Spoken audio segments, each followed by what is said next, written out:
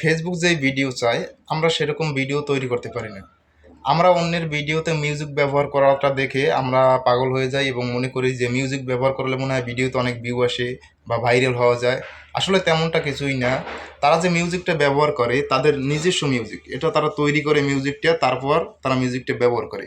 এটা কিন্তু কারো কাছ থেকে কপি করে নেওয়া হয় না এবং রেকর্ড করে নেওয়া হয় না। এটা তারাই তৈরি করে রেকর্ড করে নূতন স্টুডিও থেকে, ঠিক আছে? যার জন্য তাদের কোনো ইস্যু আসবে না, তাদের কোনো সমস্যা হবে না।